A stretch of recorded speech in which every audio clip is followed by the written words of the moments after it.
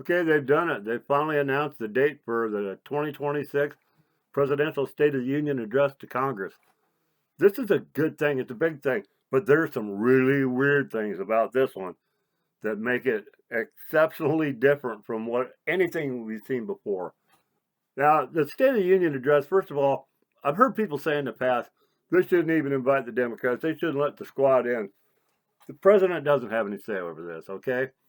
Our Constitution, Article 2, that talks about Congress, Article 2, Section 3, it says that the president has to address them once a year. So this is the tradition that we've got. It's always done after the beginning of a new year. Sometimes they'll skip, like if a president just gets inaugurated, a lot of them have skipped it. It's like, what's the point? I just got here. There's nothing to talk about yet. Everyone already knows their goals. But the president has to address Congress.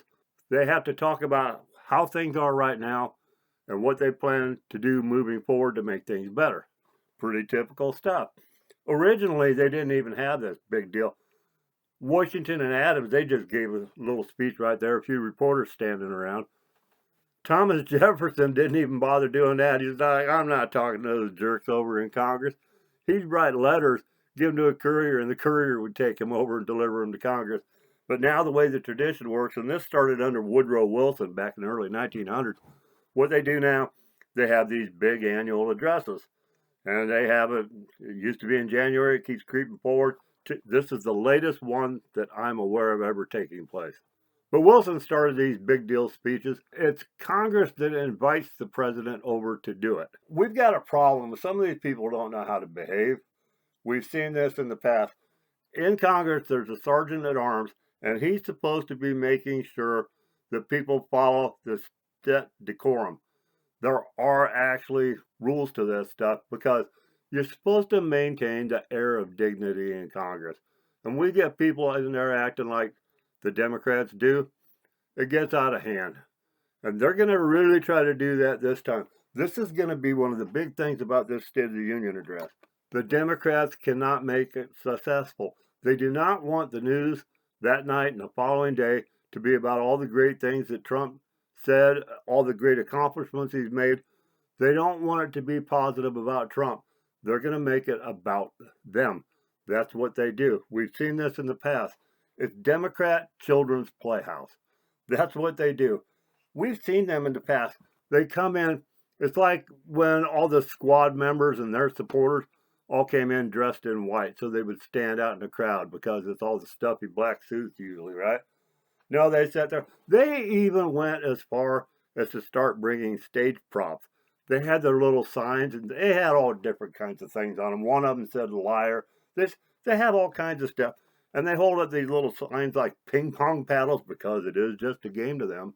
With this one that we're going to have in February 24th, it's about 8 o'clock Central Time. That'd be what, 9 o'clock Eastern? Do the math for your own region. February 24th, mark it on your calendar. It's a Tuesday night.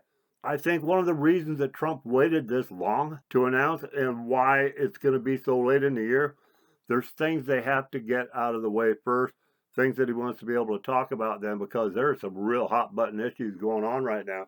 And one of these problems that we've got is all this ICE crap and all these out of control Democrat politicians that are inciting riots.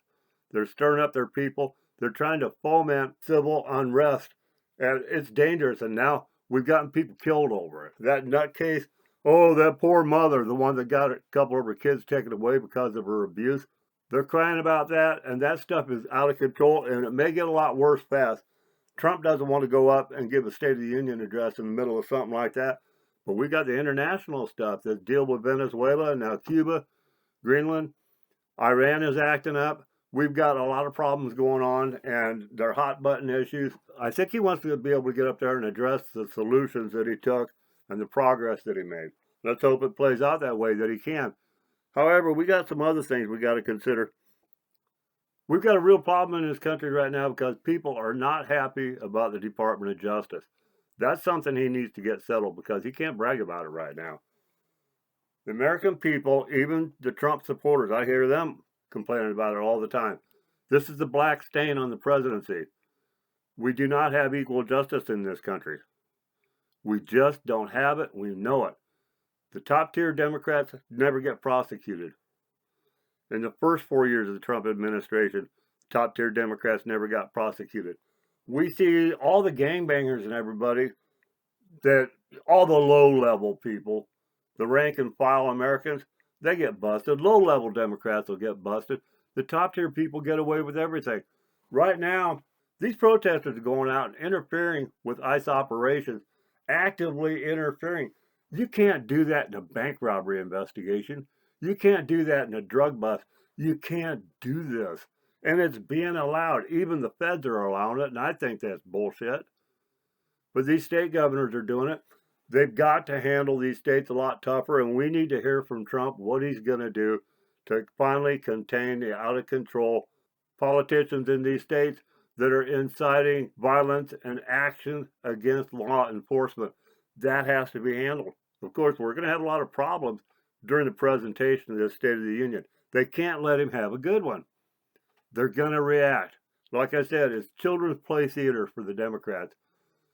You got to remember, first of all, everything they're doing, they don't really support Gaza. We've already seen they forgot about the Palestinians. They didn't care about climate change. They don't care about any of this stuff. They already forgot about all the trans people. They forget everything and move on, right? They don't care about any of this stuff. The idea behind everything the left is doing is to make America ungovernable. It's the same thing they're doing over in Europe and down in Australia. They want to make it ungovernable. America is the beacon of hope and freedom in the world. Even at our worst, we're still the best. You got to remember that we're still the best. And it's because of our constitutional form of government that we've got. As much as they denigrate, abuse, and ignore our Constitution, it still applies to the extent that we've got the best system out there. They don't like that. That's what keeps socialism at bay. That's what keeps the dictatorship of these crazy leftists at bay.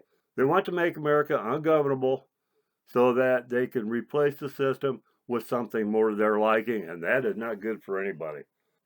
We already have people who say our Constitution hasn't protected us. It wasn't supposed to. It's a piece of paper. It's a document. It lays on a table. People are supposed to use the Constitution to protect ourselves. That's what it's for. But there's people saying our Constitution hasn't protected us. It's a failed experiment written by a bunch of old, stuffy white guys that own slaves. It's over 200 years old. It doesn't fit the times now. They want people to lose confidence in the constitutional form of government that has built America and made us great so that they can replace it with something else. They can't replace it unless people get fed up and want to get rid of the Constitution. They have to make it ungovernable. That is the key word. Ungovernable. Just remember that from the time you start watching that show that night. These crazy Democrat opposition people, they're the ones always saying we have to save democracy. Trump has destroyed democracy. Well, he won an election, and they're the ones that refuse to accept his turn at the wheel. One of the things that they'll be doing as they sit up there and act like children and make fools of themselves on the world stage, they're going to be a national embarrassment. And one of the reasons why it's another component contributing to the fact that people get sick of government. They want people to be tired of government. And when you sit and watch them, you're going to be sick of them. They want you disgruntled. They want you unhappy with what you see when the government is in session and you're watching it. It's another form of denigrating our system. Democrats, right now, they don't have any leadership, right?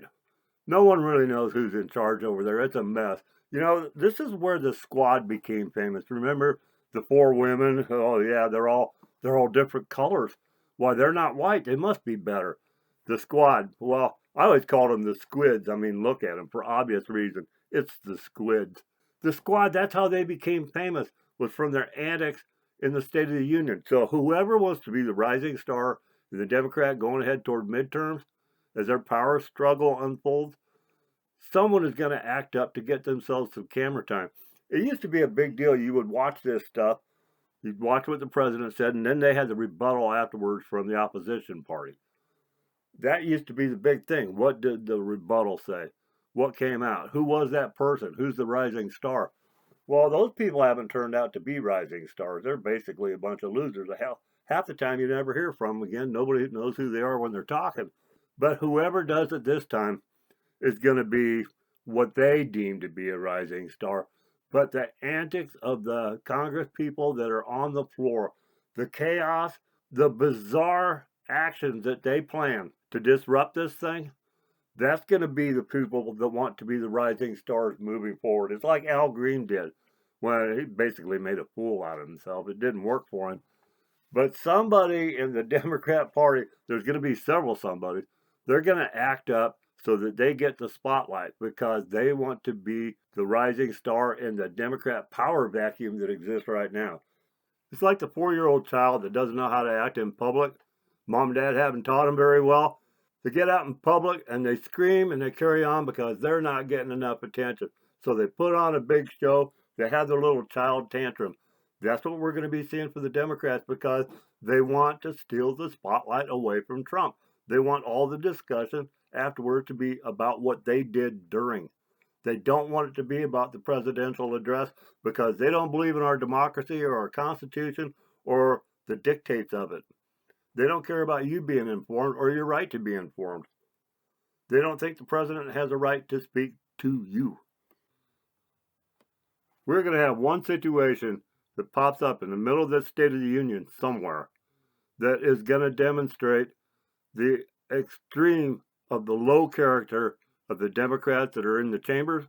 This is going to put it on stage in a way that is going to surprise the world and bring Democrats to a new moral low. Trump will not let this speech pass without mentioning Charlie Kirk and the great loss to America that came from his senseless assassination. Trump is going to mention Charlie Kirk.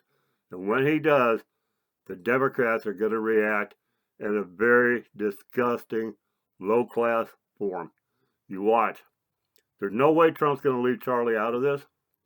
And the Democrats are ready for it.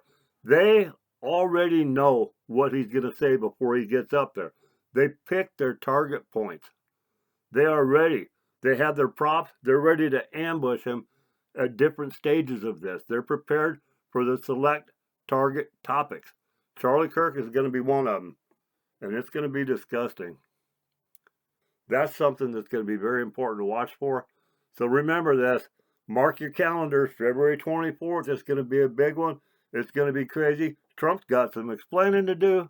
But let's hope that when we walk away from that, we know what they're going to do to fix this DOJ, get us some equal justice, and contain these rogue politicians that are causing all this unrest and dividing the country by building an army of Democrat activists in the street that oppose law enforcement in this country. We got to do this. We got to get this right, my friends. And if we do, maybe God will continue to bless this great country of ours. Thanks for listening.